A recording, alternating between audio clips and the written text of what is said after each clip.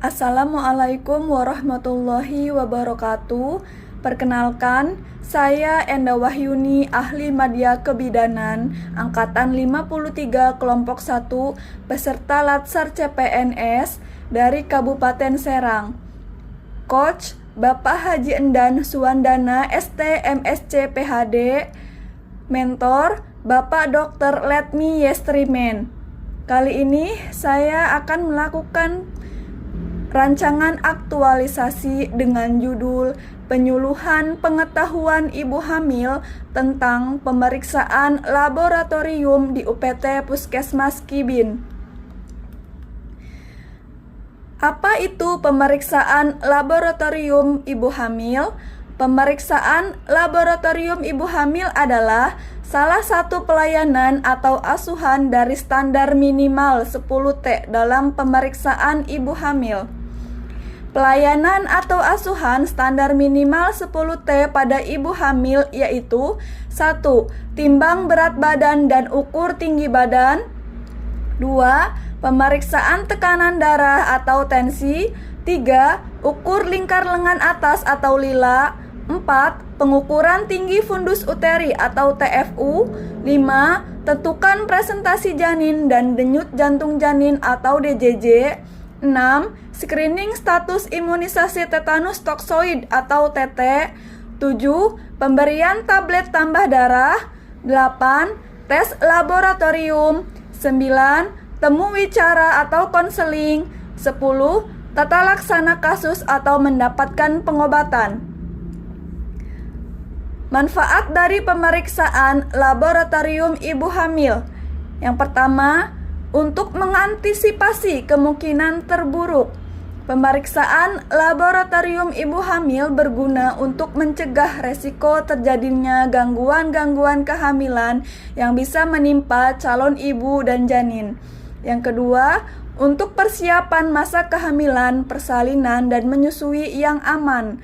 Ibu hamil melakukan pemeriksaan laboratorium untuk mengetahui resiko genetis yang akan diturunkan pada janinnya, sehingga bisa melakukan pencegahan yang tepat dan agar mengetahui kesehatan ibu hamil dan janin secara keseluruhan. Manfaat yang ketiga yaitu untuk mencegah keguguran. Pemeriksaan laboratorium ibu hamil bisa memperkecil potensi janin gugur dan cacat janin sejak dalam kandungan. Metode atau proses dalam pemeriksaan laboratorium ibu hamil ada dua. Yang pertama, pengambilan sampel darah. Untuk pemeriksaan darah HB, HBsAg, golongan darah, sifilis, dan HIV. Dan yang kedua, pengambilan sampel air kencing untuk pemeriksaan protein urin pada ibu hamil. Macam-macam tes laboratorium ibu hamil. Pertama, pemeriksaan HB, yaitu untuk mendeteksi anemia yang dapat mempengaruhi kondisi fisik ibu hamil dan perkembangan janin yang dikandungnya. Resiko anemia ini akan membuat ibu hamil merasa lebih cepat lelah dan dapat terjadinya pendarahan saat hamil atau melahirkan akibat kekurangan zat besi. Yang dikatakan normal dengan HB lebih dari 11 gram per DL dan yang dikatakan anemia ringan dengan HB 8-11 gram per DL. Dan yang dikatakan anemia berat yaitu dengan HB kurang dari 7 gram per DL. Yang kedua, pemeriksaan HBsAg yaitu untuk mengetahui ada atau tidak adanya infeksi hepatitis B yang dapat ditularkan dari ibu kepada janin. Hepatitis B adalah infeksi virus yang menyerang hati. Ketika ibu menderita hepatitis B, salah satu cirinya yaitu akan mengalami gejala kulit dan mata berwarna kuning. Bayi tidak dapat tertular hepatitis B ketika berada di dalam kandungan. Penularan dapat terjadi ketika bayi terpapar darah atau cairan dari vagina ibu saat proses persalinan. Ibu hamil harus mengetahui status hepatitis B guna mencegah penularan virus ke bayi baru lahir selama persalinan. Jika ibu hamil positif hepatitis B, bidan akan segera memberikan bayi baru lahir vaksin hepatitis B imunoglobulin atau antibodi khusus. Dan setelah bayi berusia 9 bulan, bayi memerlukan tes darah untuk memastikan apakah bayi tersebut terlindungi dari hepatitis B atau tidak. Yang ketiga, pemeriksaan golongan darah A, B, AB, O, dan RH, yaitu untuk persiapan transfusi darah bila suatu saat dibutuhkan dan untuk mengetahui kecocokan resus.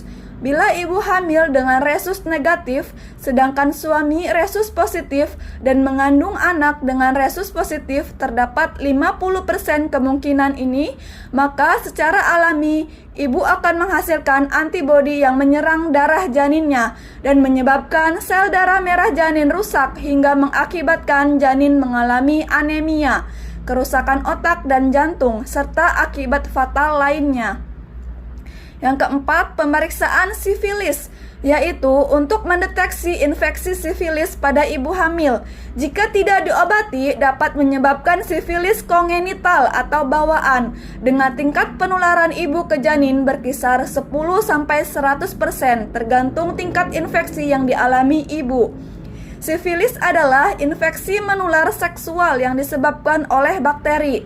Rute utama penularannya melalui kontak seksual. Infeksi ini juga dapat ditularkan dari ibu ke janin selama kehamilan atau saat melahirkan, yang menyebabkan terjadinya sifilis kongenital atau bawaan.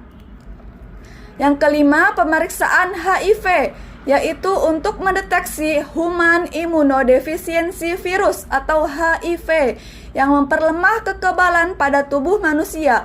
Orang yang terkena virus ini akan menjadi rentan terhadap infeksi oportunistik ataupun mudah terkena tumor. HIV ditularkan melalui kontak langsung antara lapisan kulit dalam atau aliran darah dengan cairan tubuh yang mengandung HIV, seperti darah, air mani, cairan vagina, dan air susu ibu. Penularan dapat terjadi melalui hubungan intim, transfusi darah, jarum suntik yang terkontaminasi, antara ibu dan bayi selama kehamilan, bersalin, atau menyusui, serta bentuk kontak lainnya dengan cairan-cairan tubuh tersebut.